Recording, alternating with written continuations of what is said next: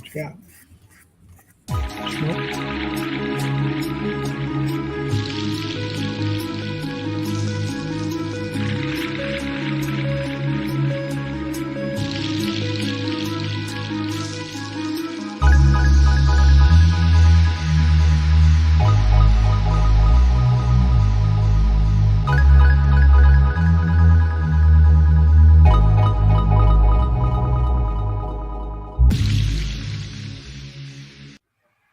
Tampa Bay Spirits presents Haunted Campfire Tales Live. Welcome. Gather around the fire. Get comfortable, but not too comfortable. The true ghost tales are about to unfold. Woohoo! Hey. Hi, everybody. I'm Rob. I'm Joan. I'm Les. I'm Beth. I'm Jess. I'm Joy. And Oh, I'm sorry. as promised. Well, welcome to the show, everybody. Tonight we have a guest from Brazil, Angela Yuriko Smith. She has a lot of stories to tell. Marjorie Deering says, I'm here. Hi, Yay, Marjorie. Marjorie. Welcome. So glad that you're here.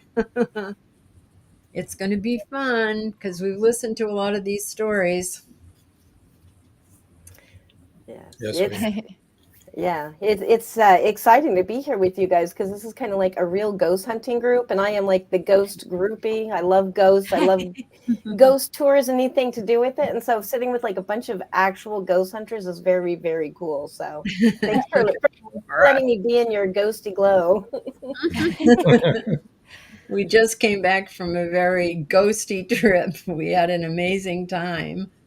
It was really fabulous. We'll talk about it next month. And next month, everybody the show will be on August 15th instead of the last Thursday. But we'll be putting that out on social media and stuff to remind you next month. we're going to recap everything that we did. Everything Gettysburg. Even ice cream lunch. Yeah.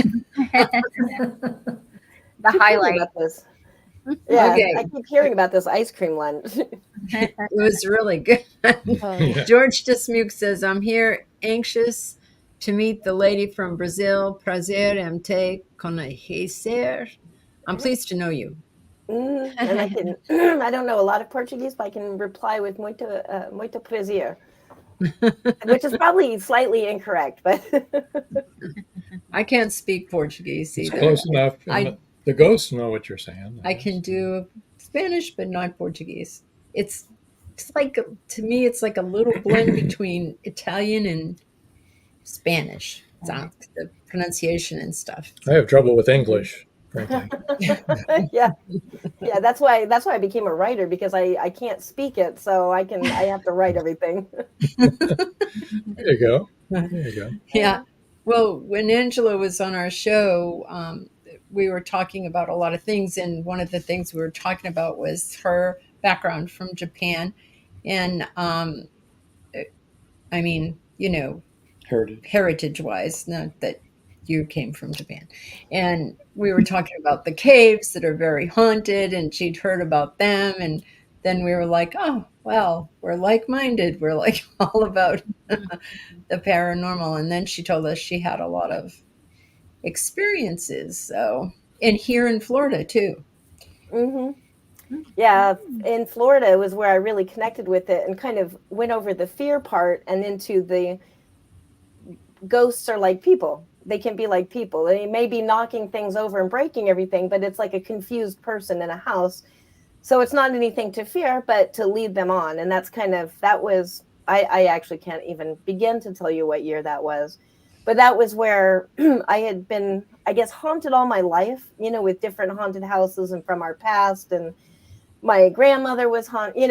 It was just a fact in our life that there are ghosts and they're always malevolent and they're chasing you up the stairs and bad things constantly happen with ghosts. And then all of a sudden the experience in Florida, which was Niceville, Florida. So maybe that's why he was a nice ghost. It was actually my uncle had returned. Well, I'll back up just a little bit. My family in Okinawa are Yuta, which are the mediums to basically restore the balance and lead spirits on. If you have something bad happening in your life, it could be that there's somebody like a spirit or something that's not happy, breaking everything, in confusion. So the Yuta's job is to just kind of restore that balance.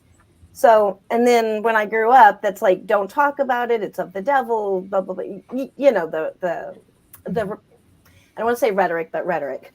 And then when that happened in Niceville, it was like I finally opened up to it, and it was bad. It was every tire in our house went flat. From the garage, all 4 tires in the garage went flat in a locked garage, all in the same day. And then I was like, no problem. I'll take my scooter to work. I mean, that's weird, but I'll take my scooter. Scooter tires were both flat. And so now it is very weird. But I'll take my bike because I have to get to work. And then my bike tires went flat as I saw the building, as I'm like, I'm almost there. And the bike tires went flat. And then at work, the TV would go off when I would pass it. The blender would go off when I passed it. Completely freaked my poor boss out. And then that whole week, it was just a series of very weird things happening. Like our stove literally blew up.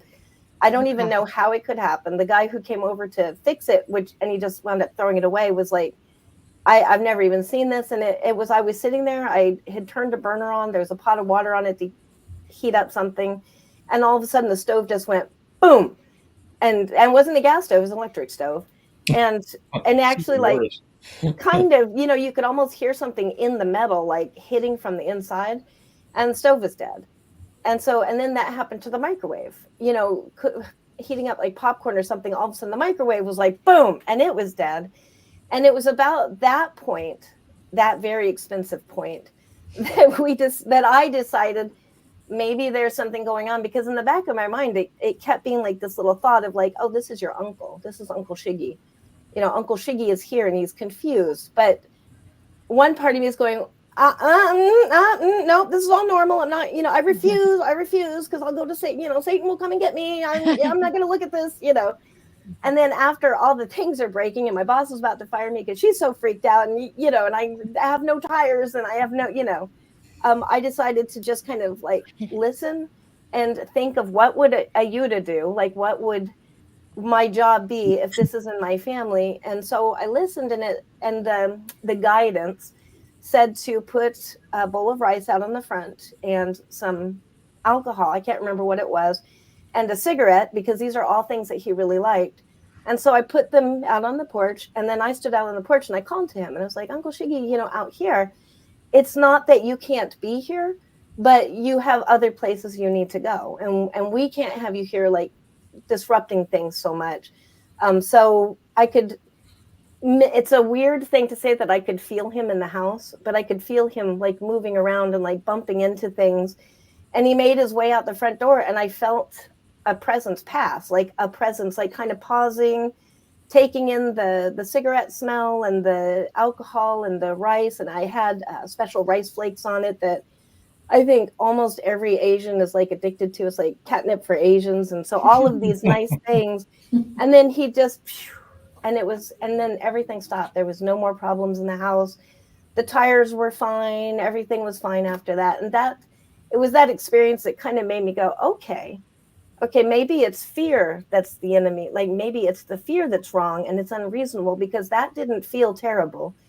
There was no terrible repercussion. I feel like a happiness that I helped my uncle. I don't know what the bad part of this is. So from there, I started doing a lot of research into all of the things that I could find metaphysically, and read a ton of books, and just, old books, new books, all the things. And it's been a really interesting path that has had weird things happen that I'm like, where I'm turning around going, did you see that guy? Okay, never mind right now. I'll figure this out later. To, just people, just like something like that little voice saying, go ask this person you don't really know, go ask this person about this thing. And I'd ask them, and their response would be like, oh, you're into that too, you do, and it's kind of like okay, I'm going to believe that this is unbelievable, and I'm just going to keep walking forward, on this path and see what happens, because it feels right, and it feels like it's a good thing to do. So, and I can't see how helping people move on is a bad thing, you know. Where were you living when Uncle Shiggy was there? Niceville, Florida. That was Yeah. in Niceville. Okay. Yeah, which is that That's little what I town that everybody's like, is it really called Niceville? Yes, it really is called Niceville. Yeah. So, Well, and fear is the enemy. Marjorie says it's too bad your uncle didn't make his presence known less destructively. Did you get along when he was alive? LOL. yeah, we did. He's actually my favorite relative. He was in the CIA, and I only ever met him once. So we didn't physically have a close relation, but we pen palled forever.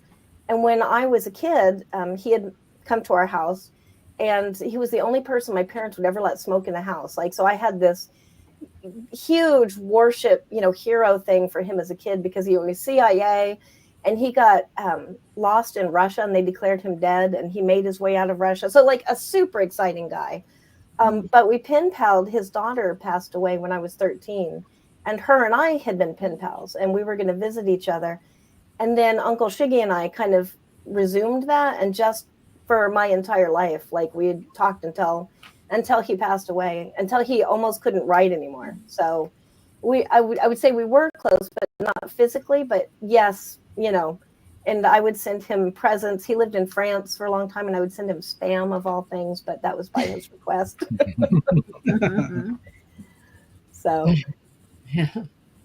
So you talked about the experiences in New Jersey a lot. Would you like to touch on those a bit?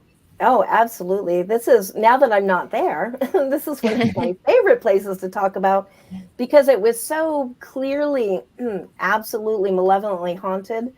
And my daughter, my 4, I think she was 3 or 4 at the time, is who kind of made me realize, oh, this is real, because for a long time I thought it was in my head. And I think that's the danger sometimes when you are working. It's a bad thing to pretend, like, to insist that there cannot be spirits, I think, because then that allows, say, malevolent spirits to interact with you in a way that you're denying that this is real, so you think it's you, kind of thing. So that's why I think it's so important. There's actually a psychiatrist friend that I have, and they're doing research on possession versus mental illness. Like, yeah, and he says to say that spirits cannot be real is to say that germs cannot cause illness. Like, it's like we're not educated yet. We have to responsibly recognize that these could be here.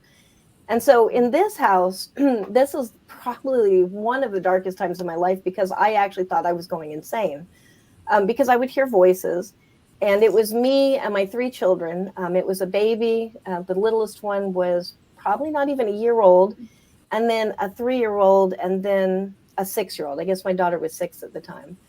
And it was just 3 of us in this creepy house. This is where the Jersey Devil legends come from. And they found the Jersey Devil footprint in the 80s, like probably about 5 miles from where our house was. And then on the other side of our house at a Wawa, which is a particularly East Coast store, they found a dismembered body in the dumpster. And it was such a spooky town. This is in Browns Mills, New Jersey. And I apologize to anybody from Browns Mills that might be listening, but you know it because you're there. It was so spooky that I worked at the newspaper, and my young boss, he was like probably 25, would not go out in the parking lot in the dark. Like, that was the feeling. After dark, we all sealed up and would not leave our houses. But this particular house, it started out fine. We were first-time homeowners, and of course, we were super excited. And it was on a lake. And what we didn't know is a boy had drowned right off the shore. A boy that had lived in our house had drowned. We found that out after we were living in the house. Oh. And it's cedar water, so it's brown. Like, the actual water is brown. And if you get in it, you come out and you look like you have tentacles. Hair you didn't even know existed on you has like that cedar brown stuff on you. So it's very unpleasant to swim in that water. But the processes of being there. Hey, Robert. He's in Australia. Oh, is he? Angela's from Brazil, and Yeah. Angela's husband is an Aussie. Yeah, he's an Australian. And we met online and wound up moving to America so that we could move to Brazil. Well, that's a whole nother story. But it started out very slow in this house. And like I said, I thought it was in my mind. So it would be like there was a back door that would never lock. I would lock it because, I had little kids and I don't want them going out without me knowing that they're going out there. And I would come back and the door would be unlocked. And then I'd be like, oh, I guess I didn't lock it. Lock it again, walk off. But it started being that thing where it's like a nervous tick now where I'd constantly check that door and it was always unlocked. And then I'd lock it and then I'd walk. I'd almost do that like a crazy thing. Like I'd walk in the kitchen and then I'd come back and it's unlocked. And I know I locked this, And so I thought I was, like I said, there was something going on in my head at this point. And I would hear voices, in this house. And so my husband at the time was military and he was on a trip. And so it had gotten to at the end of this that I was like, when he came back, I was going to be like, I need to be hospitalized. I'm afraid I'm going to hurt the kid. There's something very, very wrong with me. And that paranoia is what I remember from that house, this sense of paranoia. So I had wound up taking a hide-a-bed and putting it in the middle of the living room. And we had a fireplace. And me and the 3 kids would all sleep on that hide-a-bed because I was so terrified of them being off in the house. Like I had to be with them at all times at this point. And so in their room, I said, that's terrible. It's a terrible way to have to live. Oh yeah. Oh, and it was even worse. The toys would go off by themselves. Oh, we had that happen. Yeah. Which at that point, what would go off by themselves? Toys, the kids' toys. Oh, okay. Yeah, so like the electronic ones. And at first I would be like, oh, it's in the toy box and something's pressing in against it. It was particularly Buzz Lightyear. I really don't like that Toy Story movie anymore after this experience. And then I would go in and Buzz would be sitting in the middle of the floor, completely untouched by anything, so what? And then of course I'm like, oh, he's short circuiting or something. But then another toy would do it later. And then another toy, and so that's why I stopped letting the kids sleep in their rooms because it was like, okay, this is really wrong. Down in the basement, I never actually ever went in the basement the entire time we lived in this house. But my understanding, it was more like a crawl space, not a basement. But I would hear things moving under the house. And so there was a vent in one closet that I would look down and I would see a light on in this crawl space. And like I said, I never went in there, so I don't know if the light was always on or something, but I would see a shadow move. And so at that time, before I was really thinking that this house was haunted, I'd be like, there's somebody that comes in the basement at night, like maybe a homeless guy or something. And I was kind of like, well, as long as he doesn't come in the house, and like I need to figure this out. But the toys are going off by themselves. And there was starting to be a lot of things to worry about. And then like one night, the paranoia had reached such a point that I saw shadows in the water as the lights across the lake, there was a road across the lake and the lights would, Robert says when the toys don't have batteries and still go off, it's a good indication something is there. That's what exactly happened to us. It was a Simon Says toy and it was in our daughter Colleen's bedroom in the closet. And it would go off, and it would go off so much that we thought it was an electrical issue like you did. So we took the batteries out, and it still went off. It went off. And wow. Okay. Let's get rid of that. Yeah. I thought about doing that, taking the batteries out. But at that point, I was so afraid I just closed the door. And I would just pretend like, we don't hear Buzz Lightyear talking. Don't worry about it, kids. It's okay.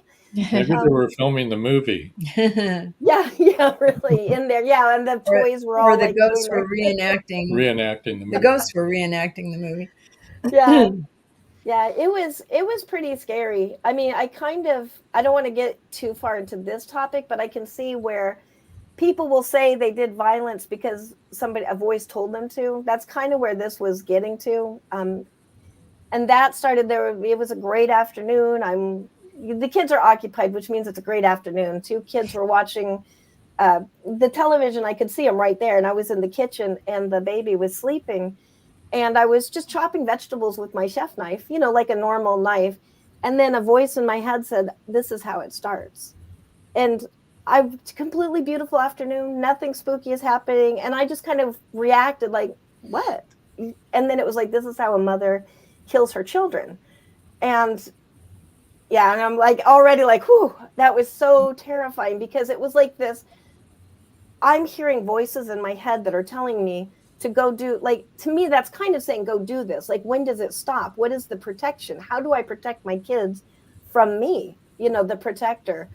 And so that was probably like the peak where I was like, I need help. I'm crazy. Like, I'm going to be one of those terrible news stories, and I need to take myself out of this equation. And I believe it was that night that, I'm going to say, whatever was in that house kind of messed up, because we were all sleeping in the bed in the living room with the fire going, because I couldn't have the lights out, and I really was foil hat crazy at this point. And then we had all woken up, even the baby. We had all woken up at 3 a.m, and we were all just kind of sitting there looking at each other. And I think kind of going like, why are we all up? Like, and then I heard laughter behind the couch, which is freestanding, so there's nothing behind it. But I very clearly heard the laughter, and I'd been hearing this laughter and the whispers and things like that. And so I remember just kind of going, don't react. Don't scare the kids. It's fine. It's just mommy going crazy. And then my daughter, who was 6, said, what's that? And I said, what did you hear? And she's like, somebody laughed in here. There's nobody in here. And she's, blessed, wonderful children, gets up, and she's just like looking. She's not scared at all. She's like looking behind the couch. She's like, there's nobody here, Mom. That's so weird. But that's when I was like, oh, this is not in my head. There is something here, and it's messing with me. And so, no, we're not having this. So the next day, we got through that night because I was too scared to get out of bed. But the next day, I did all the things that I had ever read or anything, cleansed the house, did the sage, went and got some stuff, poured salt in across all the doorways. At that point, I didn't care if I had silver bullets. It was like any little thing, nails, iron nails in my pockets. I was just like, pull out all the little supernatural things that I've ever read and get rid of it. And I went through the house with the sage, and I banished and said, you're not welcome here. You've been harmful. You're negative, and get out. You need to get out. This is not your house. And everything stopped. We sold that house as quickly as possible after that. And nothing, nothing happened to us after that. Like, that was like, it didn't follow us, thank goodness. But later, probably like 15 years later, I was, time. And was that really that bad? I think I was probably imagining a lot of that, because I'm also a horror writer. So I happened to be doing a tour down the East Coast, and I thought, I'll stop at Browns Mills, New Jersey, and just go check out that house. I'll have lunch. Like, that'll be fun. I'll just have lunch and look at the house and remember old times. Maybe it'll inspire me to do a story or something. And so I did. I pulled up at the, like, I think I told you it's a T, which, yeah. So I pulled up at the stoplight at the T, very quiet neighborhood. And I was just sitting there looking at that house, and it was like the eye of Sauron is what in my mind happened. It was like I could just feel something waking up, and it was like, oh, you're here. And like a hand, almost like a presence, just reaching out and groping for me.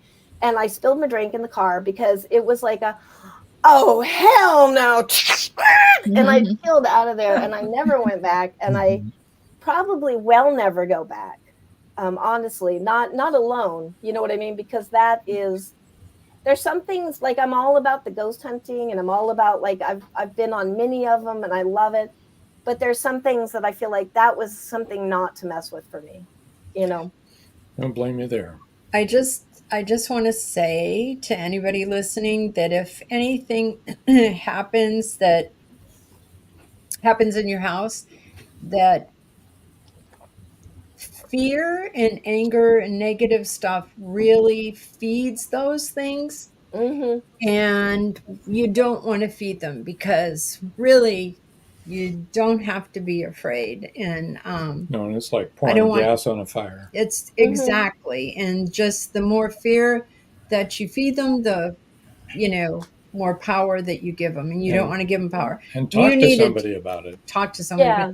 You need, and the problem that I see here is people being afraid to say this is what's happening because they're afraid they're crazy, or they're afraid that people will think that they're crazy, or they're afraid that people will think that they're making it up, but there's plenty of people around, like our Tampa Bay Spirits is here. The contact is running in just about any town or city around now has paranormal investigation teams, and find one that's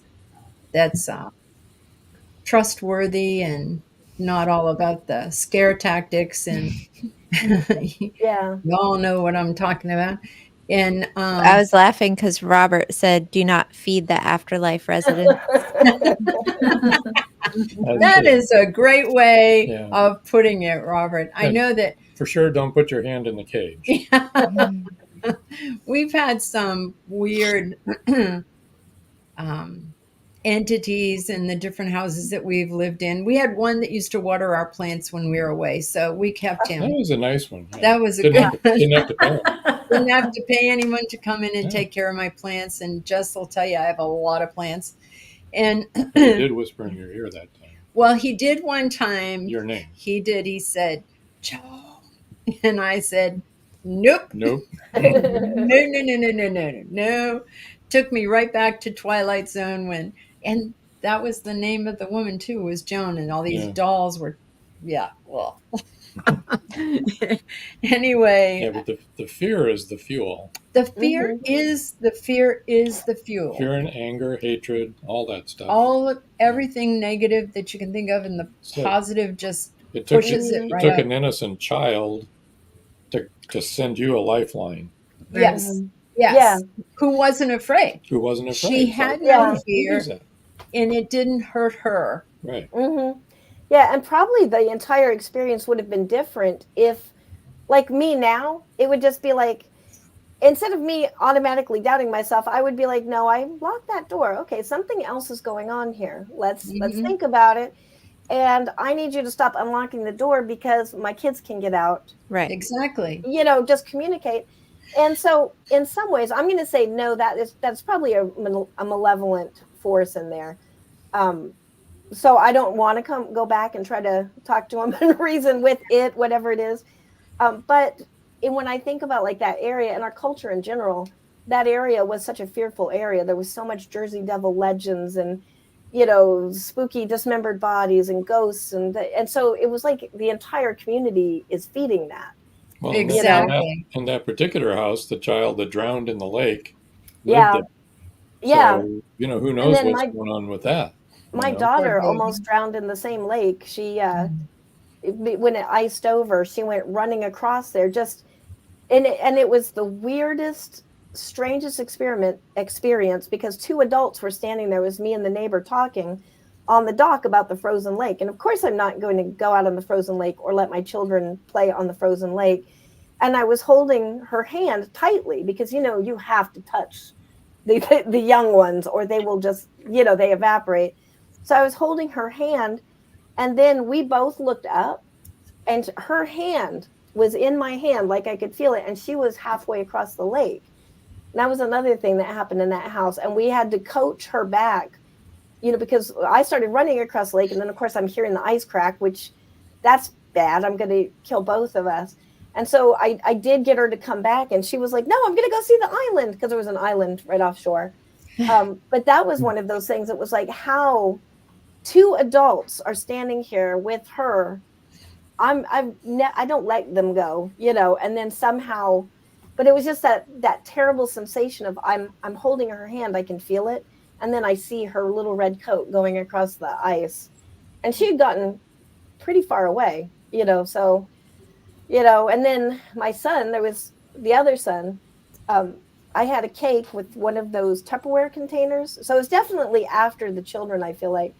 And, I can't get those Tupperware containers open with the cake inside. Like on my best days, I really struggle with them. And I had made a cake for something, probably church or something. And both children were watching TV. And so the TV's here. Here's the kitchen. It was one of those galley kitchens. Then there's a front door and the garage, where the car parked. And I just had to put something in the car. Kids are watching TV. I'm okay. walk, put it in the car, come back. Oh, and the knives were all in a knife block because we do want to be responsible parents. So they were in a knife block completely on the other side of the sink. And so I did that, just came back, and he had the top off the cake, and he was up on the counter. He had a chair drug from the dining room all the way over, and had gotten up there, gotten the Tupperware thing open. So he had the cake, and he was slipping in it and dancing, and he had a chef knife. Oh my So gosh. it was like, you know, how did that even happen? So this is where I was like, I need to check myself in, because I'm losing time, I think. Or, you know what I mean? Like, how did that even happen?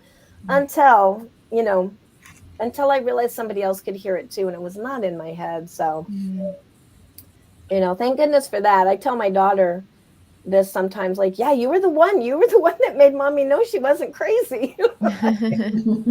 Beth, you wanted to say something earlier when Oh, I was just going to ask if the children noticed it in any other way other than the laughter, but you already explained that. So Yeah, I don't think they knew it, but I do, like, even today, I was trying to picture like that scene. He opened the cake, like I'm thinking, I walked here and back. So did the knife come from the, like, things would have had to be happening simultaneously. Like the knife had to somehow come from the block as the chair came over, and he comes over. You know what I mean? There's just too many moving parts there. And it would take me 5 minutes to get that stupid cake thing open anyways, you know? So it was just, there was so many things I couldn't explain. And my heart goes out to whoever might be living there now. And I have thought about contacting them sometimes and just saying, like, hey, if there's weird things in that house, it's not you, you know. But then how are they going to respond? You know, our culture actually, I feel like, promotes the fear and promotes us staying divided, so we don't talk about this because we don't want that stigma of being crazy or what, you heard voices, you know, kind of thing. I think nowadays it is more acceptable to talk about it. I really do. I think. Oh, yeah. On the last show we had a friend of ours from New Jersey, as a matter of fact, and she owns a metaphysical shop, and she does ghost tours. She owns a ghost tour company and stuff. And she was saying that it's a great time now because you can speak about spiritual things and paranormal things, and people, you know, are open to it and they want to hear about it. We just did Scream, Tampa Bay Screams, and we were so well received, weren't we, guys? We had That's awesome. And this was 1999, so I'm glad that things have changed. a lot. I mean, we had so many people, like Jess said earlier before we went on the air, that we have so many people asking us to do what they call a ride along. I didn't know that was a thing, but everybody was saying, can we do a ride along? Yeah, like we're the police and we'll take them on a ride along. Sure. Ghostbusters, right? They all wanted to go and see what we do and how we do it. No, you can't carry a gun. But I think the more that we talk about it and tell people things like, don't be afraid, don't feed that, you know, stand your ground. It's your house. It's not their house, and get help. Like I said, I'm sure you can find a paranormal team in your area. For sure, I know a number of them in New Jersey, as a matter of fact. So you might need them in New Jersey. I'm not saying anything about New Jersey, but I don't think you have to. Yeah, that's actually one reason why I do talk about it more, because for many years it was like something I really never talked about, like any of my ghost experiences, because I didn't want people to have that stigma. But so it's now I think, okay, what if there is somebody else going through that same situation, and somebody saying, oh, this is how it starts, this is how a mother kills her children, then they think it's in them, in their head, and they never get somebody to tell them it's not, and they never, you know. And so yeah, I do feel okay with talking about it now, you know. Good. It might not be in your head. No. And I I don't know about anybody else on the team, but every time we experience something, I'm like, every single time I feel like, wait a minute, did that just happen? Is that real? Because it is different. Yeah. Imagine my surprise. I almost poked Jess's eye out.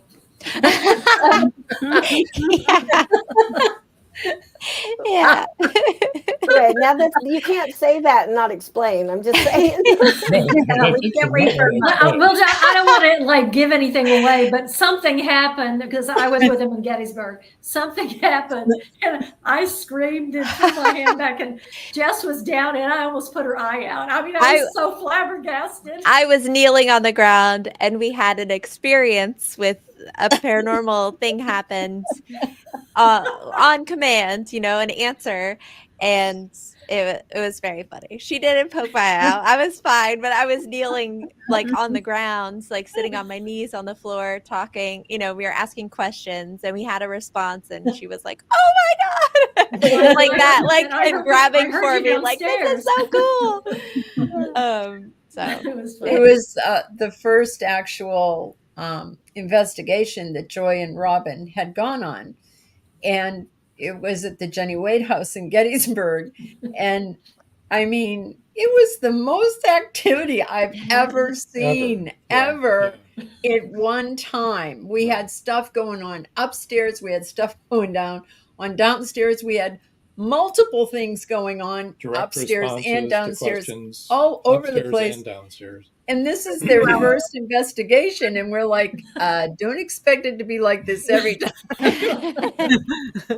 Because it isn't. But that was nuts, and that's what we'll talk about the next time. But yeah, it's startling, and it's okay to be startled, but we really don't want people to feel fear. And if you're feeling fear, we need to remove you from that location, bring you outside, get you grounded, and bring you back down to, Mine was more absolute just excitement. Oh, you were excited. You weren't afraid. Startled. She was just like she was gonna grab me and be like, "Oh my god, can you believe it?" Joy was not fearful. She was really happy. No, if anybody was, Jessie was worried for a few minutes or a few seconds anyway. No. Joy and Robin were having fun. I mean, Yeah. it was fun to them. It wasn't scary at all. It was Everybody great. I think had a wonderful time. Yeah, including the spirits. They were having fun too. The docent there said to us, "Oh, they love it when people like you come in." So, And it's not stuff that could be made up either. oh, I hate to tell you, Marjorie. Marjorie Deering says, "I hope the answer is no, but have any of you ever been physically attacked or touched by a ghost?" Yes. I think we all have. Touched, not attacked. Les. No, Les has never heard anything, seen anything, or Nope. yes, I think we all have been touched. Yes. Yeah, Yep. I never attacked. Never attacked. I've never been attacked. Touched, yes. Now Touched. Beth was scratched. I was scratched. Cat apparently. Yeah. Hair pulled. Ghost Had my purse strap tugged on. Yeah. I've had my hair pulled a lot. I used to have long hair, and apparently they really just couldn't resist yanking on it. When we were Go when ahead. we were at May Stringer House, I was doing the Estes method. So I had blindfold and I had noise canceling headphones, and I was kneeling on the floor again.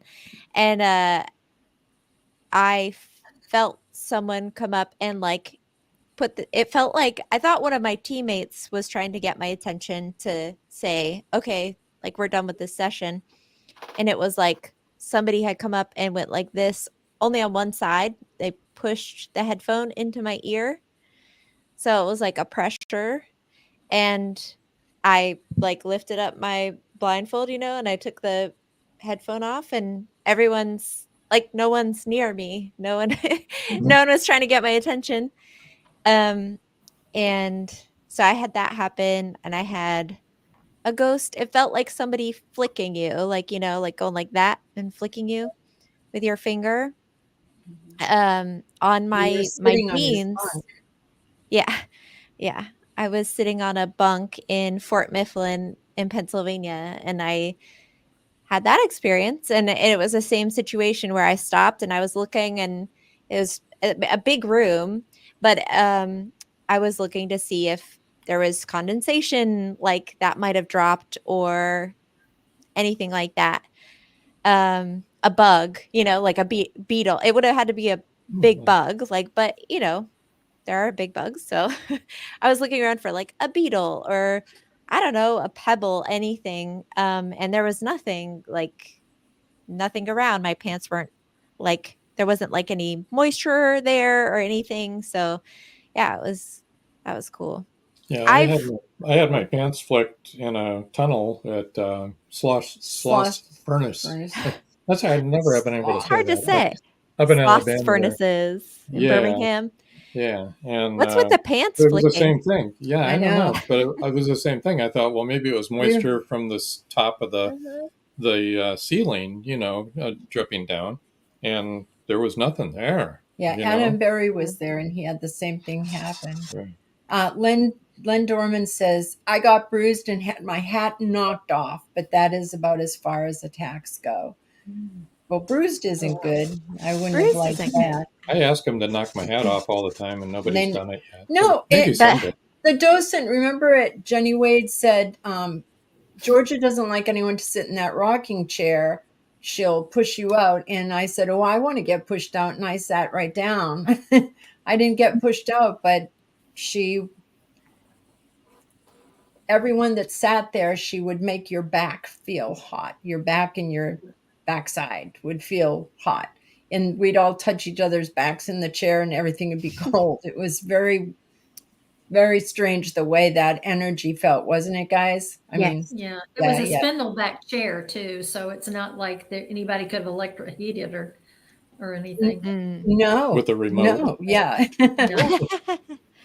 Marjorie Deering says, to me, that sort of thing would just be so frightening. I'm not sure I could handle it without freaking out. You probably could. Yeah. We would then take you outside and we would ground you and stuff. And we would say, hey, get together. Yeah, get over it. We'd take you outside and be like, pull yourself together. Yes. I think when it happens, you often don't think of it as what it is. Because we were doing the Queen Mary tour, the ghost hunt. And the guy was talking about what the ghosts do to, manifest. And he said I had a little backpack purse. And he's like, sometimes they'll tug on women's purses or their hair. And somebody tugged my hair and my purse. And I turned around and I was like, very funny.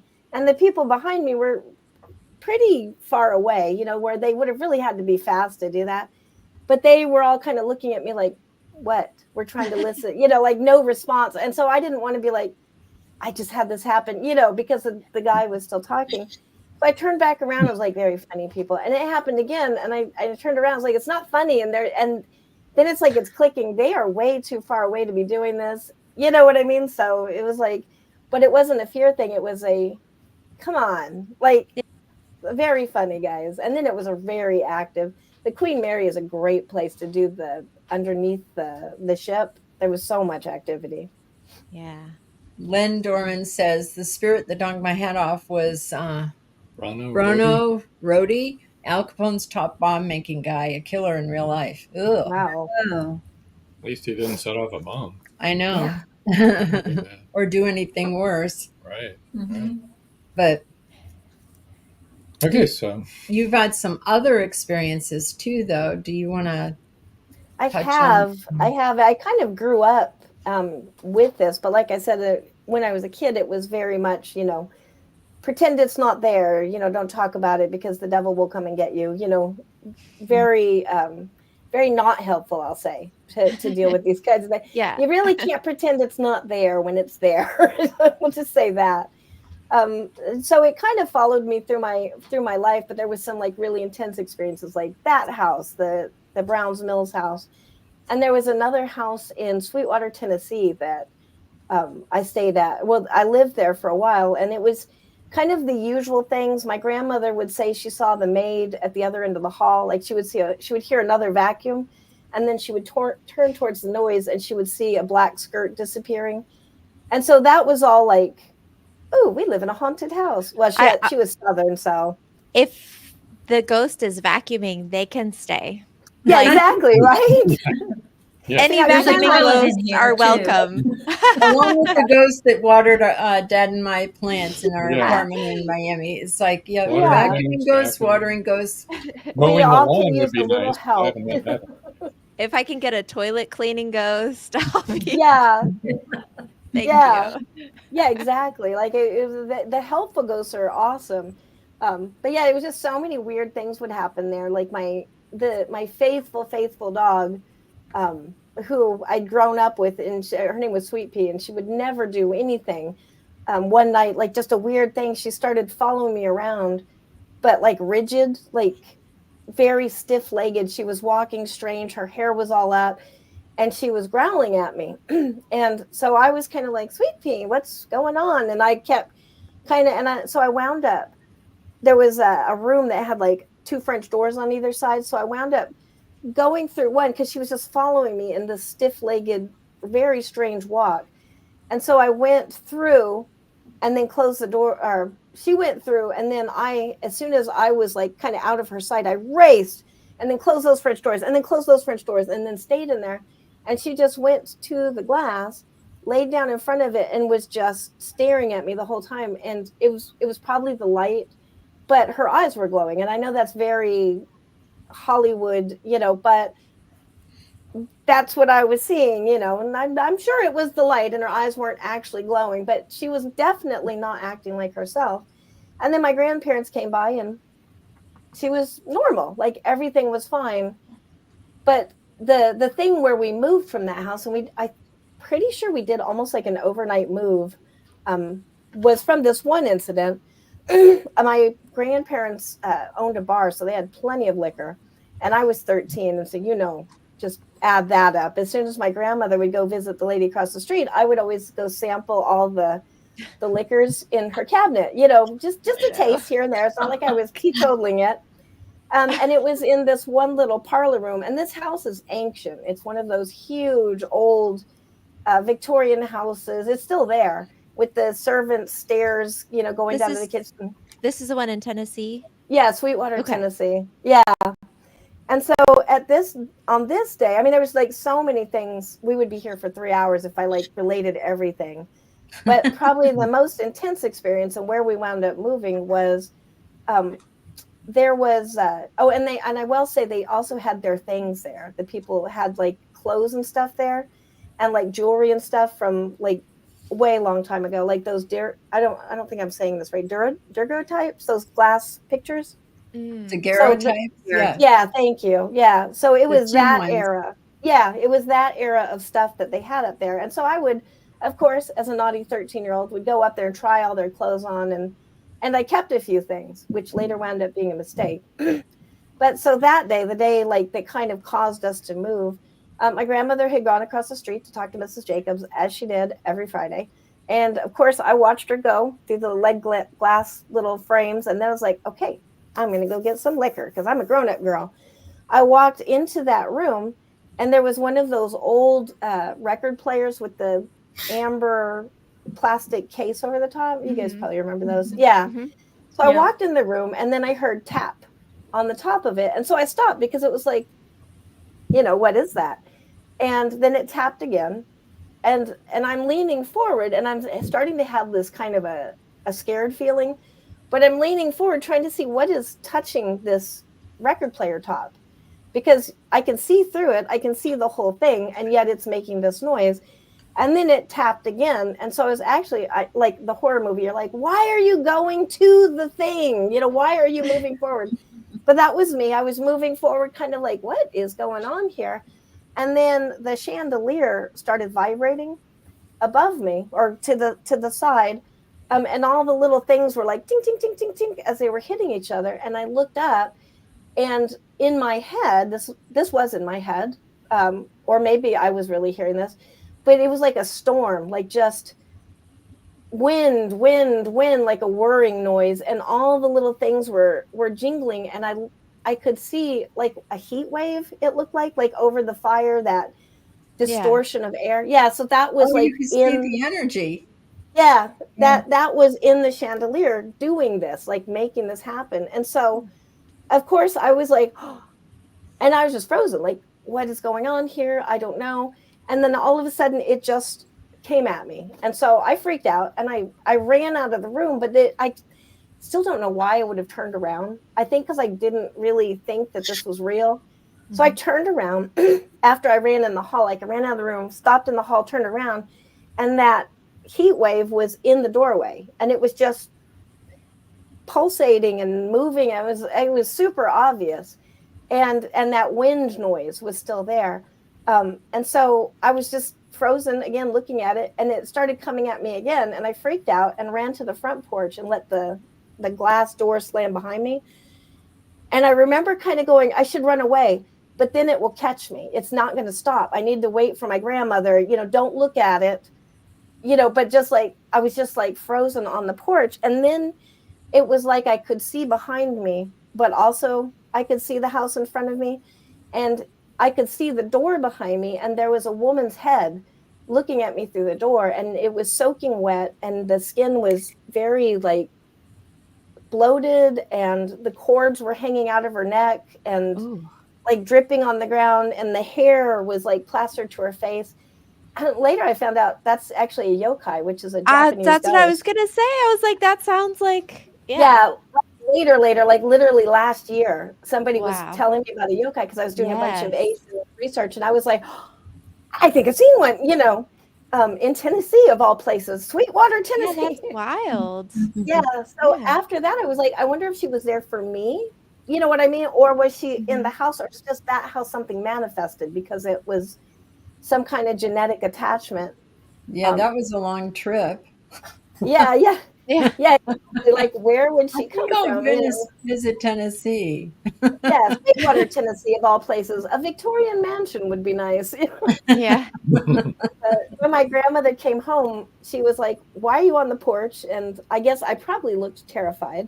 And what happened? So I told her everything.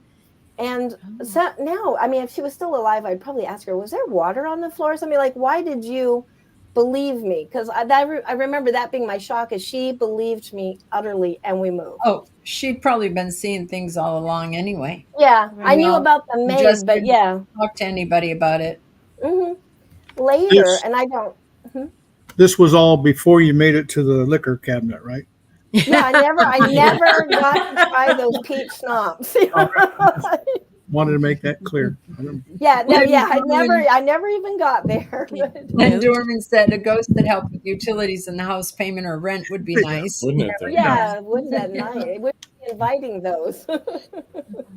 Yeah. My grandmother, I tricked her into having tea with me one day when I knew that I had this spirit that would walk through the room every day. And I'd been told since I was little and started seeing things, my parents told me there was no such thing as ghosts. And so I, like you, thought, all right, I'm seeing things and I don't even do drugs, this isn't fair. And I had my grandmother over, and the spirit came through, and my grandmother didn't even bat an eyelash. She just kept drinking tea. And I said, are you not seeing this? And she said, of course I'm seeing this. She said, but we don't talk about it. And I was like, well, but it was reassuring to me that she saw it. And so I think that she'd been seeing things for a long time. I think it runs in my family, and you just didn't talk about it. Mm-hmm. She used to tell me wonderful things when I was little, like she was Irish, and she'd say, if there's 3 knocks on the wall, it means somebody's going to die soon.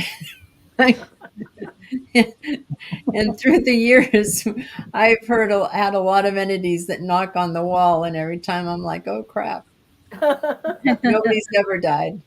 Yeah. But yeah, I think sensitivity does definitely run in families. So, what other amazing towns have you lived in? You've got Sweetwater, you've got Yeah. Niceville, Yep. Sugar, Cheyenne, Sugartown. Wyoming. Yeah. The very first house we ever lived in when I was born was haunted. Of course, I was a baby, so I have memories, and also just what I've been told, which then I think can turn into memories. But Yeah. that was a pretty scary place. But the first thing I remember, which wasn't told to me because nobody knows about this, or at least in my family, was me floating over my bed. And I know it was a crib because I could remember it was a crib. So I don't know how old I was, but I think we left that house when I was 2. But I was floating over my crib in a dream. Like this is what my, I guess, baby understanding was. But I fell into the crib. And I remember waking up at that point going, oh, I was.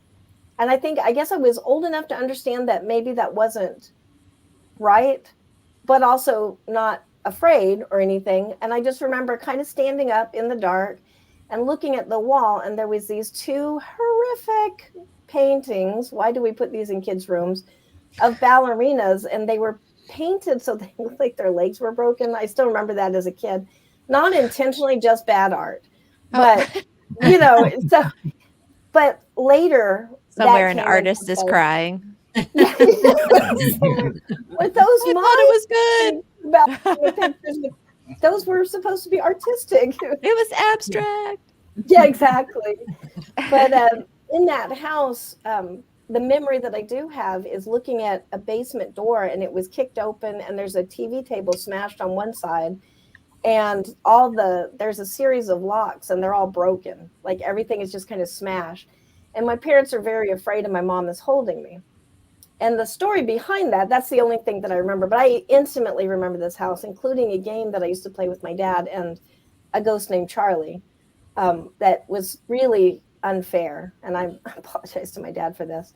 I didn't know as a kid, but like the story is that basement door used to always get kicked open at night from the basement side, though, which is disconcerting when you are a homeowner. And so they would do more and more things to try to really lock that. And so it didn't happen every night. Or apparently it did, but I'm thinking it wouldn't happen every night because why would you not move is what I would think. But, or maybe they didn't have that option. But anyways, so they had all these locks. And then one night it kicked open, and my dad was like, he'd had it. He got a gun and ran down in the basement, determined that he was going to just stop this in his tracks. And he saw a head in the basement window. There was somebody down there. And thank goodness he didn't shoot because it was me. And we have no idea how I got down there. But he just shoved furniture or something like boxes and stuff at it and ran back up the stairs. And then I started crying.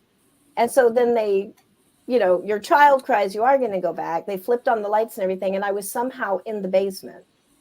And in my mind, I always connect that with the falling, like that. Maybe I had been lifted out of the crib at some point and taken down, or I don't know. I have no memory of that. But I had dreams of that basement where I would be sitting like later in life, going back to that house. And I would be a little girl and I would be sifting the sand. And I actually have no idea if it was a dirt floor or not, but there would be sand on the floor in the dream, and I would be sifting it, and the sand would disappear out of my fingers, and it would be baby bones that were left. And then I was collecting the baby bones out of the sand. I have no idea what that means, but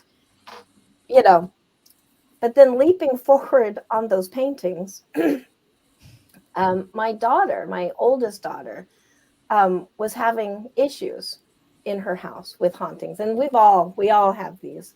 Better now. This is actually one reason why I wanted to become educated, because I was like, this is all of us, all my children see things, and all of us are living in fear. And after the Uncle Shiggy thing, can I be educated and teach them that we don't have to do this? But at that time, we were not there yet. We were still living in fear. And so she was having all these things happen in her house. And I think I had started doing research at that point, but not very confident. And so I told her, there's something in your house, and this was that little voice as well, kind of telling me this, there's something in your house that you need to find and get rid of, and you'll know it when you see it. And it's going to be like just something that you're like, where did this even come from? Was kind of like what I felt like I should tell her. So I told her that. And then I always would be like, but I may not know what I'm talking about. So use your own judgment. This is my impulse. So she would, for that whole month, she would send me a picture of something like, is it this? Is like, I have grandma's kimono, like great grandma's kimono. Is it this? And I'd be like, I don't know. Does it feel like that to you? I'm not getting anything from it. And she'd be like, no, I don't think so. And then one day, out of the blue, she shows me that painting that was on my wall as a baby. And she was like, is it this? I don't even know where this came from. I've never even seen it before. And I'm just, every hair on the back of my head is raised up. And I'm just like even right now, I'm kind of like, oh. And I was like, yeah, it's that. Where did that even come from? I don't know. I've never even seen it. Like, I guess it just got stuck in my stuff at one point. And so I was like, get rid of it, send it to me. I'll take care of it. Like, just get rid of it as fast as you can. And then the weirdest thing is she chose to keep it after that for a while. And she actually hung it over her bed. And I really felt horrified, like I was being taunted or something, or she was being taunted, or, what the heck is going on? And it was so unreasonable too, because it is ugly. It is the ugliest painting. And then all of a sudden one day she was like, it's coming to you. Please get it and take care of it. And I've never even asked her like why she suddenly did an about face, because it felt very like wrong. Like, this is your private thing. You'll tell me if you want. So it came to my house, and I have video of this. And I had no idea what I was doing at the time. But I was like, well, you burn things like this, right? You throw salt on them and you burn them. And so we were at a camper park at the time. And so I built a bonfire and I threw it in the fire, and the dang thing wouldn't burn. And so I was kind of like panicking now, like, this is like something out of a movie, So I started reciting the Lord's Prayer. And as I would pray, it would burn. If I stopped praying, it would stop burning. And I have a video of this because I was so, are you serious? Like, I have to document this because this cannot be happening.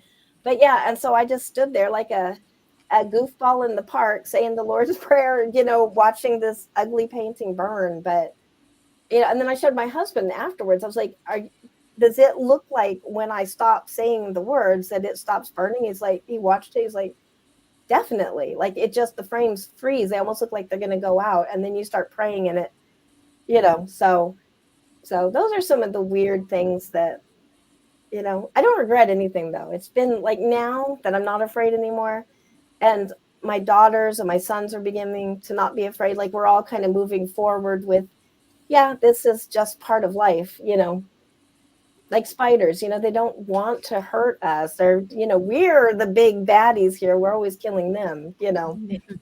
So since you moved to Brazil, have you had any experiences there? Yeah. But the funniest thing, and I actually found this out from other like shamanistic practitioners, the spirits, when I came here, I had experiences, but it was like, you can, like, you have this other sense and it tells you stuff all the time and you just rely on it. And then I came here and everything went silent, and it was so discomforting at first. And so I would think things like, oh, it's because I didn't build my altar. And so I did build the altar. And that was another thing where I videoed, because I really do like to have proof, like witnesses, do you see this? This is not just me, right? And so the day that I built the altar, it was this little corner shelf, and you can see under it, and you can see, and it's only like a tiny little thing. And so I put a few things on it, and I did the incense, and I prayed over it.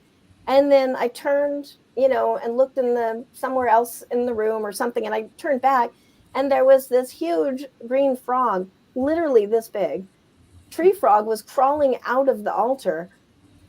And I'm still like, where did you come from? And he circled the room 3 times and then left through the front door. So I took that as a good sign. But still, I couldn't, there was no connection, and I've heard that before. Like, you go to another country and it's like your spirits need to connect with the spirits that are there, and everybody just has to like get adjusted. And, but like a couple months ago, I did an ayahuasca trip shamanistic trip. And it was like something I was dreaming about. And the urge was that I need to do this. And it was really, really tough. Like that was probably one of the hardest things I've ever done. And I did almost think I was going to die, and I couldn't come out of the trance at first. It really took a lot to pull out of that. But in it, well, I had read my tarot cards right before that, and the Empress came up, which I was like, well, the Empress, cool. And then, the whole trip, and in the visions, because it lasted all night, I was talking to the Queen of the Jungle, and she manifested as a giant spider. And we were just having whole conversations, a lot of wrestling with myself and childhood memories. And, it was very agonizing. And then at the end, the guy that I was with, kind of like a, weird spiritual partner, we were like, doing this together.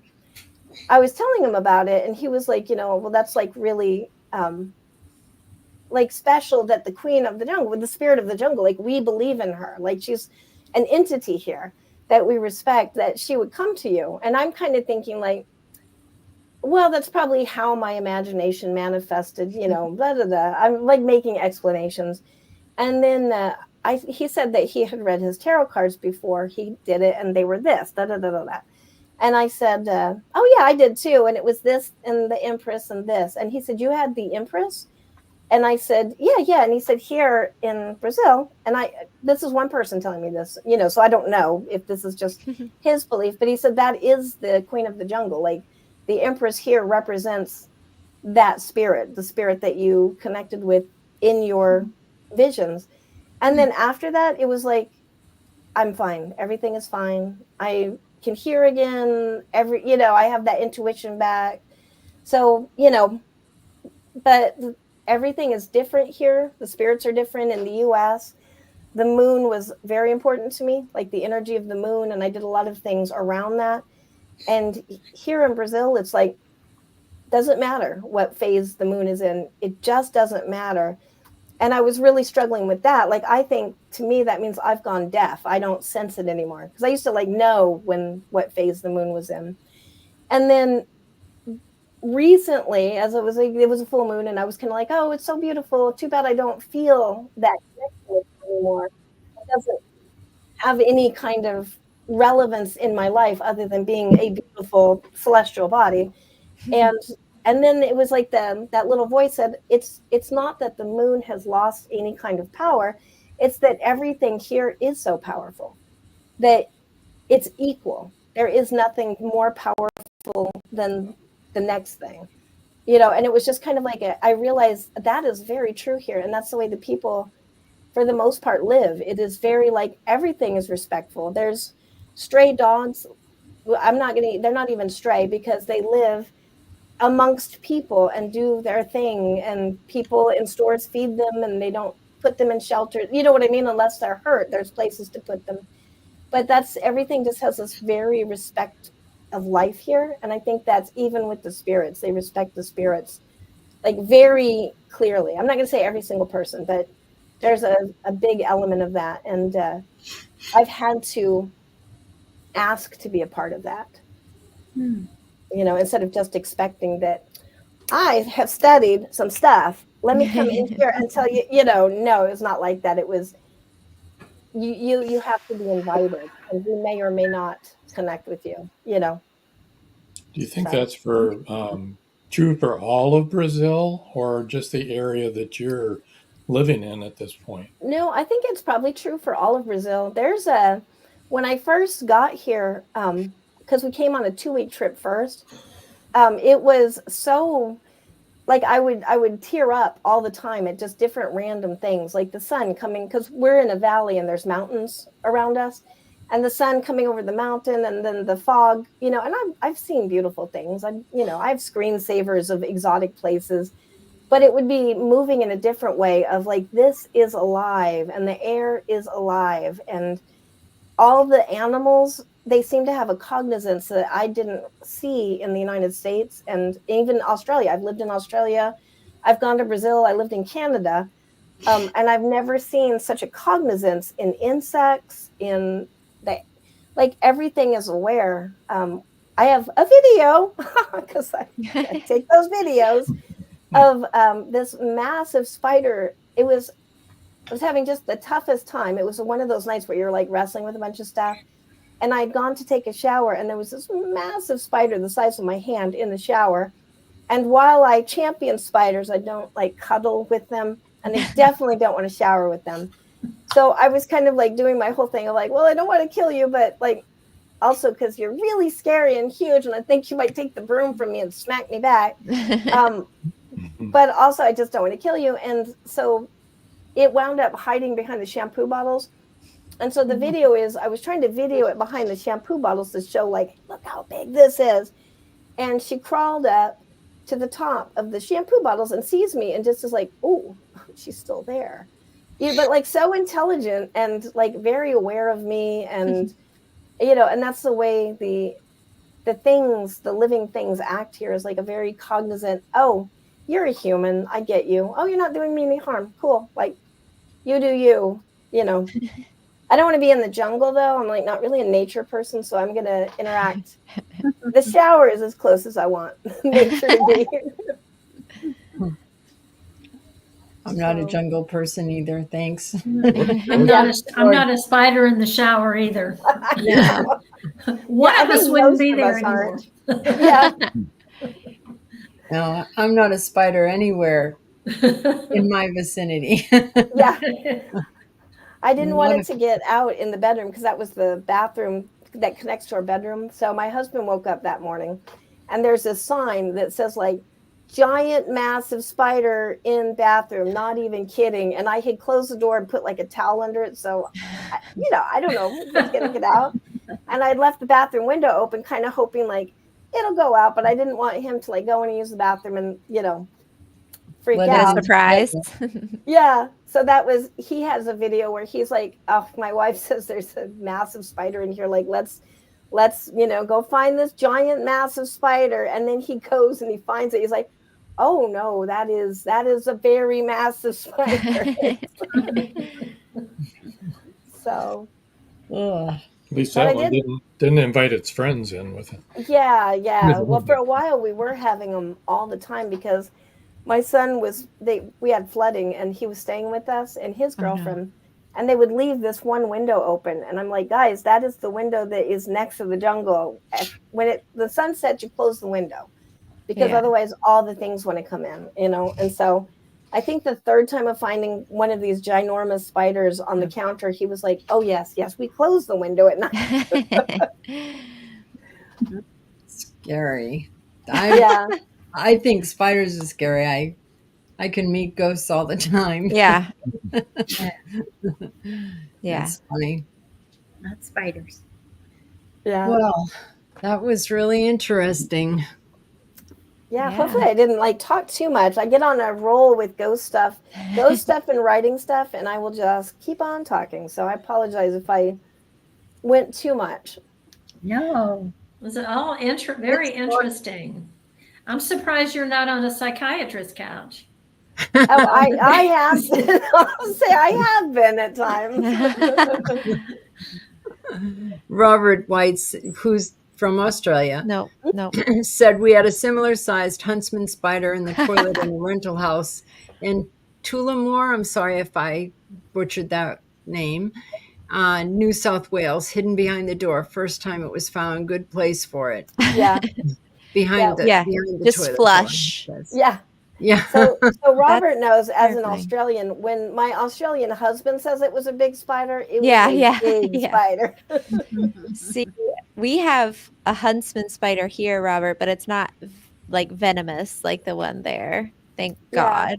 Well, and that actually was a huntsman, we found out later. Like my husband did identify it With as the a big huntsman. long legs in the front. Yeah, we have Yeah. those here too. They're not the venomous kind like they Yeah. have in Australia, where I'm like, thank God, because I would just have to move. But there was one that terrorized my poor little daughter who's 9. Oh, the huntsman isn't venomous there either.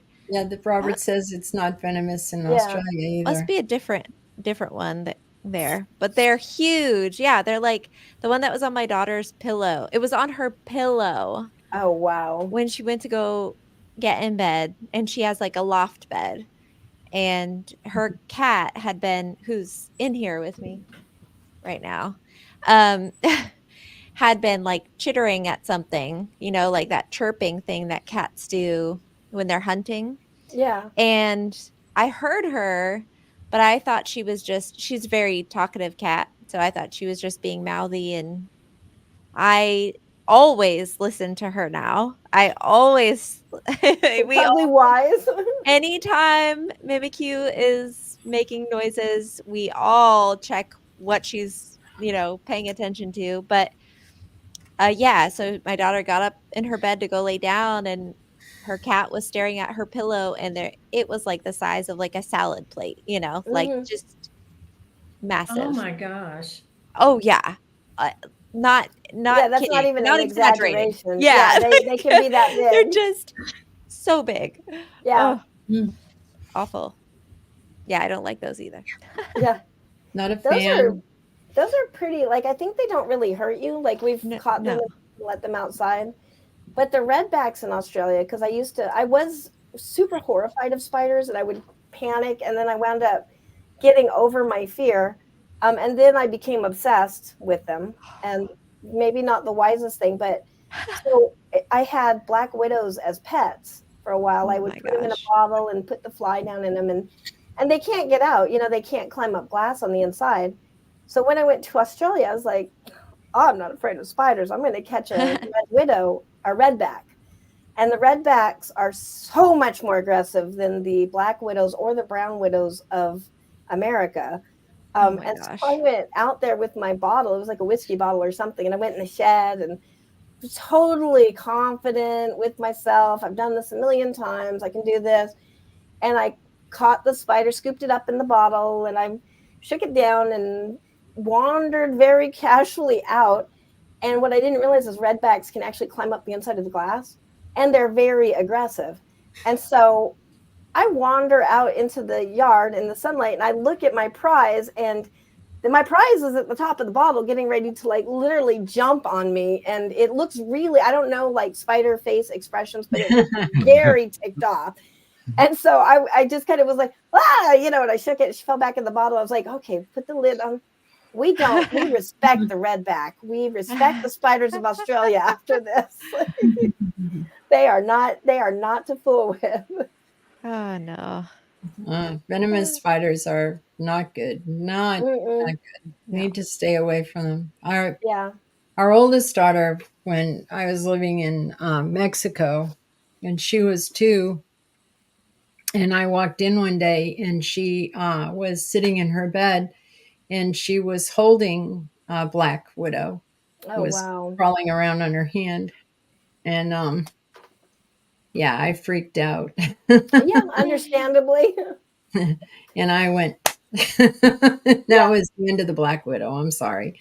Not very zen of me, but it was like, no. Yeah. It didn't bite her, thank God, because she was young. She was just a baby. She was only about 2. Yeah. But there was, I found the web and everything behind the headboard of her bed. It was living there. Oh, wow. All that down. Yeah. Spider. Oh, we all have spiders, right? They're everywhere, right? Yeah, I hate them way more than paranormal stuff. Oh, I'm good with. I really am. Has anybody I been don't consider watching? them an endangered species. It's like me and the off against a spider. Yeah. Yeah, I'm not really concerned about that. Somebody's in danger, and it's you. Yeah. A lot of things I do care about and would want to protect, including Bigfoot if he exists, but not spiders. Right. But has anybody been watching the Skinwalker, the Secrets of Skinwalker Ranch series? I've heard about it. I've seen an episode or 2. Yeah. The season finale just happened for this year. And I mean, it's just crazy what they're seeing there. But while you were talking, it reminded me of something that one of the young men said who who works, well, young to us. I mean, we're ancient, so everybody's young. And he works on in Skinwalker Ranch during their season while they're filming, but otherwise he's a police officer in Utah.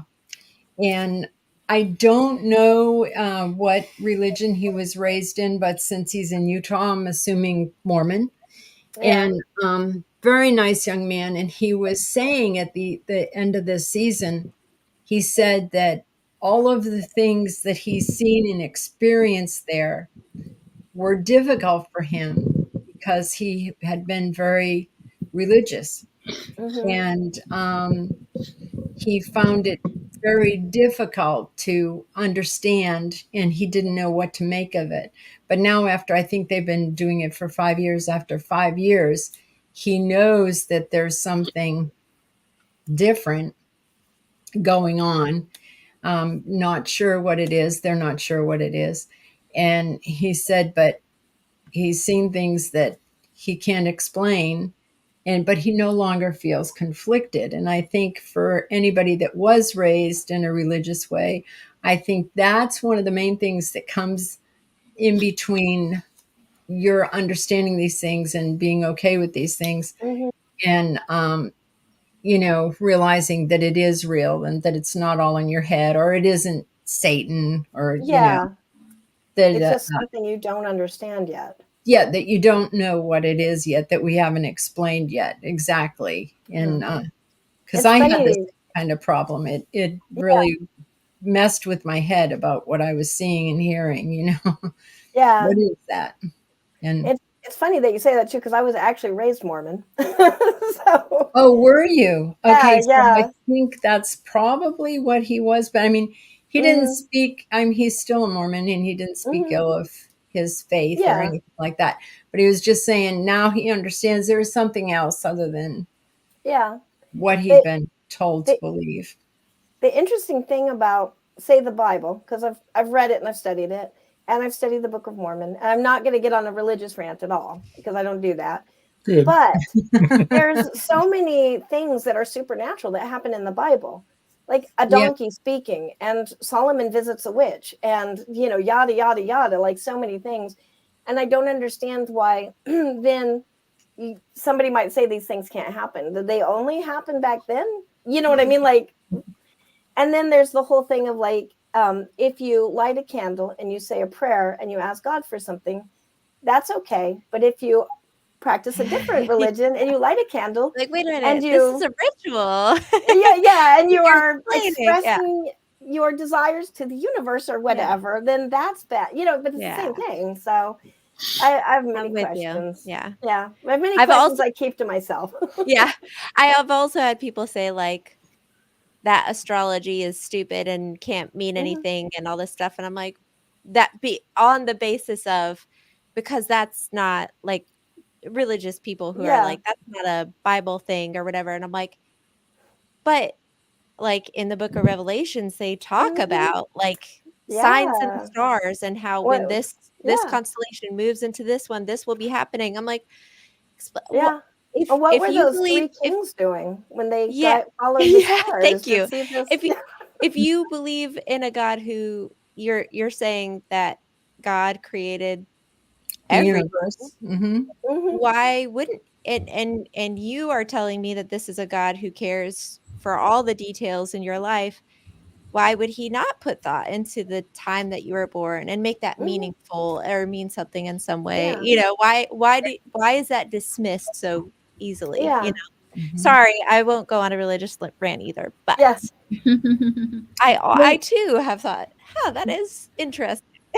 But that's what I think about crystals and oil and all of that kind of stuff. I think it all has value and worth and meaning, including the stars and the sun and all of that. It's if you do believe in a God that created everything, then he created it with great wisdom and purpose, and everything has a purpose, including all the animals and the insects and even the spider Angela, I killed.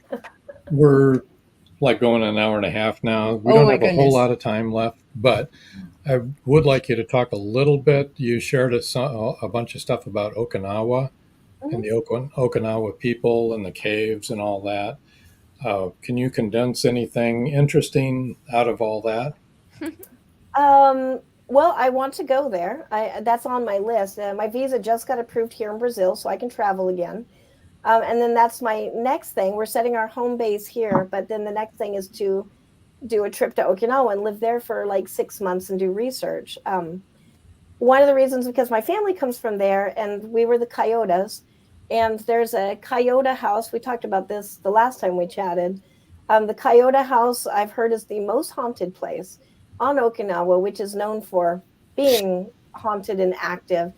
And when I talked about it with my family, I was told that there's only one Coyote family. That is our house. Like, there is not our house, like we own it, but there would be a connection. Mm-hmm. And so that's one of my goals, is to go to that house. And it was apparently so scary. And I wish I could find this again, but I saw like a Japanese ghost hunter like going through, and apparently he couldn't stay. Like, he had to leave, and he had an ongoing show. Like, he did this all the time. So that's one of those things I'm like, why do I want to go? But I feel like I really need to go, Yeah. for some reason. But there's still so much activity, a little bit into the activism, because the Okinawa is illegally held by Japan, and there's a Right. whole bunch of things behind that I won't go on to here. But one of the things that I wonder is because the military bases on Okinawa are tearing up, and the Okinawans believe that all life is sacred, and there was no enemies, even the enemies aren't enemies. They're just misguided. They were a misguided person acting, so they also deserve respect. Like, everybody deserves respect. And so they have these massive burials of, and I'm definitely not the expert, so if I am getting anything wrong, somebody please correct me. But the militaries are digging all these things up and just bulldozing them over, these graveyards, and concreting them in, and ecosystems that are rare and only exist on these islands, And so I'm wondering if that's some of the ghost activity, because they've been in turmoil for so long, and under the Battle of Okinawa, and then it never kind of really stopped for them. They still have landmines that they find, and they get blown up and stuff. Just people doing normal things like digging in your garden, and oops, now there's a crater, and it happens all the time, but it doesn't go into the world. Like, we don't realize this unless we are actually speaking to that community. So, but it's a very rich place. They actually still believe in their goddess, Amamikyo. Like, they're the only culture that I know that has that direct tie from divinity, came down, began the earth, and we know where she put her feet, and we have the stories, and we're still connected to her. And that's the Nodo priestesses. Still, I think they've actually stopped the last couple of sessions, like, because it's like a every 7-year cycle, I think. And I believe there's not enough Nodo priestesses to keep it going, is what I heard.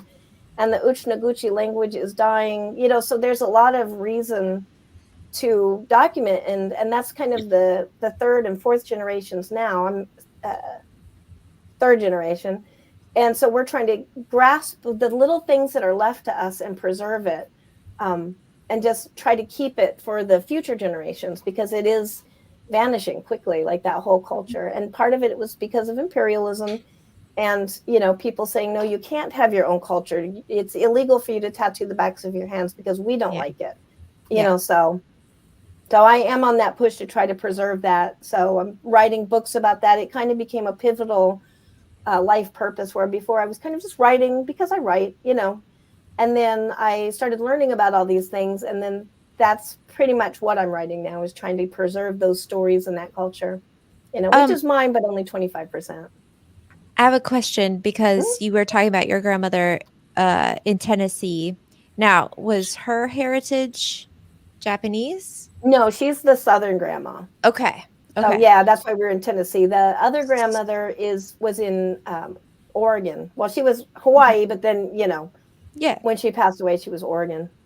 I was curious because, when you were describing that spirit you saw, and I was like, what? I've heard this, I've heard this before. That's so wild. And like, I've always thought those stories are so vivid, right? That Yeah. what you described with the head and the you know, kind of viscera hanging down, that's spooky. Like it's, that's Yeah. scary, and it's very vivid. But and you said you weren't sure what made her believe you. And I was wondering if she had a connection to that, Hmm. past story. But, maybe it was just the knowing you, right? Like, and Hmm. knowing your Yeah. reaction Well, was nobody ever genuine. believed me because I was always coming up with something like, "Did you hear that voice? Did you see those people?" So everybody was always like, "Yeah, Angie sees things." Yeah. But so that's why I was so shocked that she believed me. That she really did that time. Yeah. Yeah. He Well, told like a mom said, story she's probably afterwards. experiencing things too, and was like, Yeah. okay, this is it. That's enough. He told a story afterwards that the people that had lived in the house had been driving to Knoxville, because Sweetwater is like right by Knoxville, and had gotten beheaded by a sheet metal truck or something, and then Jeez. gone into the water, because it's very, I don't know if you've ever been there, but it's very like steep and lots of water, and it's a bit of a treacherous drive, I guess, if you're not, if you get a sheet metal crashing through your car. Yeah. And I those think things that'd be that were, treacherous in the desert. Anywhere. and More those likely to things, happen than that. But yeah, exactly. But apparently, like the clothes and stuff that were up there and the jewelry had been on them when they died, she said. And I don't know, how true any of that is. And so here I had been playing with all that stuff, and I actually wound up taking some of that with me when I moved. Yes, I stole. I was 13. I didn't know what I was doing.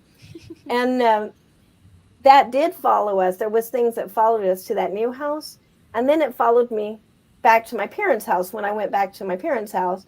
And then we wound up getting rid of it all, like, because there was things happening in that house which was haunted, and that's a whole nother story we don't have time for.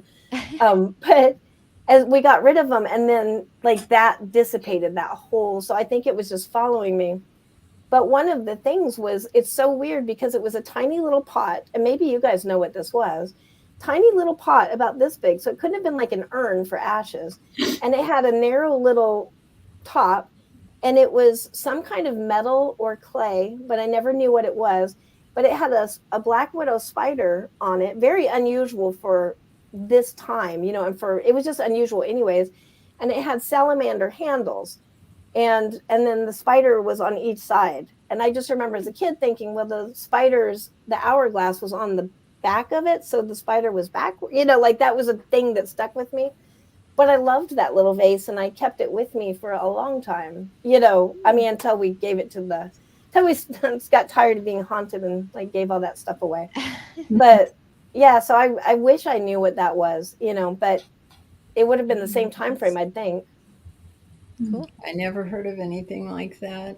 Yeah, I've never seen anything like it since. And I actually look for that, like that answer, and I have no idea. No. So if anybody out there that's listening knows, let us know. Drop us a line, email us. I wonder if Genevieve would know. Yeah, Genevieve would be a good one to ask. Yeah. Genevieve probably would know. I bet you would. I'll ask Genevieve. Yeah, I would love, I can, very terrible, I can do a sketch of it, Well, you watched the show with Genevieve, right? What was It her was last the name? last. It was the last one. Oh, yeah. That's Genevieve. Okay. Yeah. Yeah, she's the one that does the chat ghost with her and tours see if she, because she would know. I mean, well, of anybody, she might know. Right? Yeah, I'm like, if I anyone think would so. know, it would be her. Genevieve is the one that we always call when we need help with stuff like that. Yeah. The what is this help? Well, and also like someone's had a curse placed against them. Now, what do we do? Genevieve always knows. Yeah. This is how you take care of that. Okie doke. Yeah. Yeah. Well, Anybody else have anything they would like to share tonight?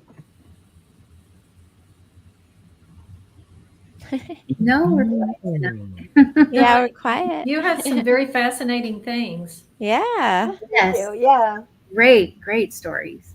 Yeah, it's been an interesting life. I'm grateful that I managed to not be afraid anymore. That I managed to, because my grandmother never got over that. And so to her dying day, in the end, she would listen to those religious shows, but almost like a paranoid, like if the religious show goes off the air, like if somebody turns it off, they will get her, the spirits will get her.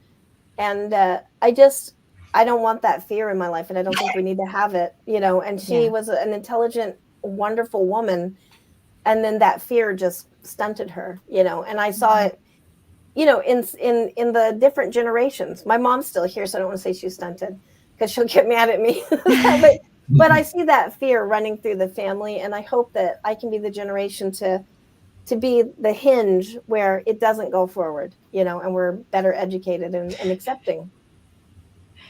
Nope, we have a comment. Robert has good advice. Just don't start on flying. Well, that's jungle spider, the queen of the jungle. So, well, thank you so much for having me, guys. It's been an honor to be here with all of you guys. Like I said, this is a real ghost hunting group.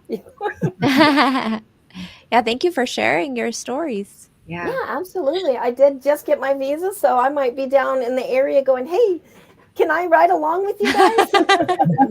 Yes. Absolutely. Sure. Yeah. Yep. Actually, we have to talk about that after the show because I have some more people that want to go with us. We better find a haunted place where we can just have a whole bunch of people come. Right. Yeah. Haunted arena. A haunted- Go to Browns Mills, New Jersey. Yeah. Nope. You won't be joining us on that one. Yeah, well, I'm just not near that house. I'll stay out of that Okay, neighborhood. We'll stay across the street. Yeah, just feel the energy over there. yeah, very scary place. Well, thank you everybody for joining us tonight. And if you want to check out all of our episodes, go to tampabayspirits1.com. You can check them out. This is episode 19 today. And Yes, Marjorie Deering says, thanks for another great episode, everyone.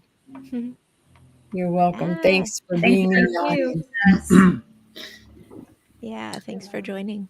yeah. I know. The next Marjorie, one should be great. The Yes, next one should so be really good. exciting. You've all got to tune in because we'll tell you about everything that happened The scoop in on Gettysburg. Gettysburg. It was We're going to spill the beans. really fabulous Yeah. trip. Really I feel like great. we've been waiting because we keep hearing like little hints. I know. Of it, like, oh, it's so We are so really amazing. teasing it out. Previews.